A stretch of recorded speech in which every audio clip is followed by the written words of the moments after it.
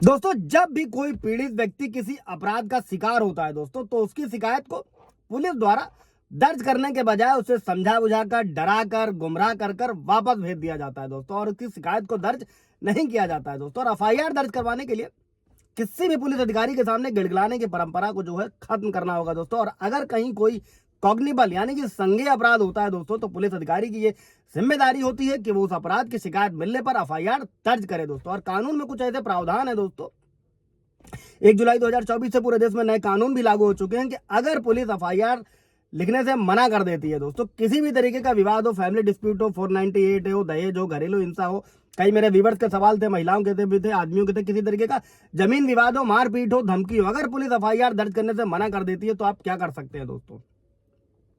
जय हिंद, नमस्कार। मैं एडवोकेट आशीष मिश्रा। लाइक कर दीजिएगा, शेयर कर दीजिएगा, सब्सक्राइब कर दीजिएगा ताकि इन्फॉर्मेशन और लोगों को मिल सके दोस्तों। सबसे पहले एक सुप्रीम कोर्ट का जजमेंट समझ लेते हैं दोस्तों। सकीरी वासु बनाम उत्तर प्रदेश सरकार दोस्तों। और एफआईआर दर्ज करने से एफआईआर दर्ज न होने के संदर्भ में सुप्रीम कोर्ट का ये फैसला सबसे अहम फैसलों में माना जाता है दोस्तों। हर जागरूक नागरिक को इस फैसले का ज्ञान होना चाहिए दोस्तों। सीआरपीसी की धारा 156(3) पुलिस ऑफिसर को संज्ञेय अपराध की इन्वेस्टिगेशन करने की शक्ति देता है दोस्तों। और सुप्रीम कोर्ट ने इस केस में साफ शब्दों में कहा था कि धारा 156(3) को बहुत कम शब्दों में लिखा गया, लेकिन इस धारा के तहत संबंधित मजिस्ट्रेट को जो अपराध हुआ है उसके पंजीकरण का आदेश देने और संबंधित जो भी पुलिस थाना का प्रभारी होगा उसके अधिकारी को आदेश देने का और सभी आवश्यक कदम उठाने के निर्देश दिए गए हैं दोस्तों।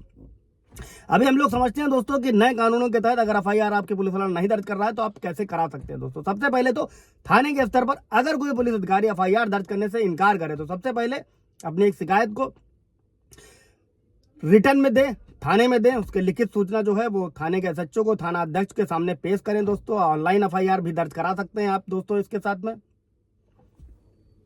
अभी जो रजिस्टर्ड है दोस्तों या जो आप ऑनलाइन एफआईआर दर्ज करा रहे हैं उसे पूरी समस्या को बताना है।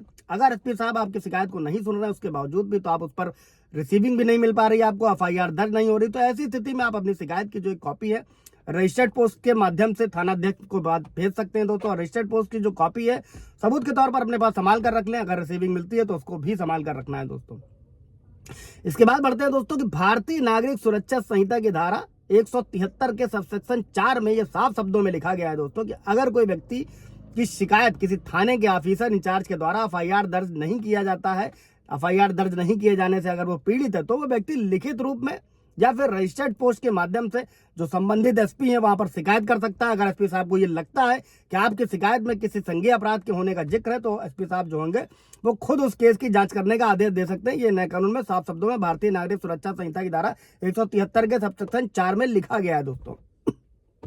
इसके बाद बढ़ते हैं दोस्तों कि अगर ऊपर दिए गए सारे तरीकों के बाद में भी, सारी कोशिशों के बावजूद भी अगर पुलिस द्वारा आपकी शिकायत या एफआईआर दर्ज नहीं की जा रही है दोस्तों, तो आप उस थाने के संबंधित मजिस्ट्रेट के सामने भारतीय नागरिक सुरक्षा संहिता की धारा 175 के सबसेक्शन 4 के तहत शिकायत दर्ज करवा सकते हो दोस्तों। और धारा जो 175 का सबसेक्शन 4 है कि मजिस्ट्रेट, इसके अंतर्गत मजिस्ट्रेट से प्रार्थना की जाती है कि संबंधित पुलिस ऑफिसर को एफआईआर दर्ज करने के आदेश दिए जाए दोस्तों।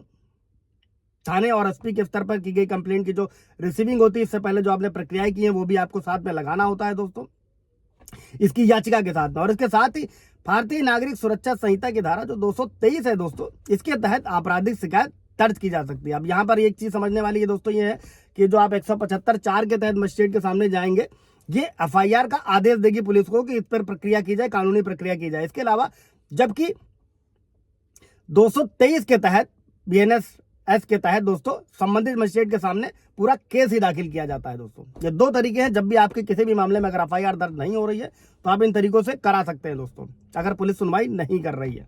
इसका कोई इससे रिलेटेड कोई सवाल जवाब होगा वो दोस्तों पूछ लीजिएगा, कमेंट में क्लियर कर देंगे दोस्तों, या फिर वीडियो बना दिया जाएगा। Thank you.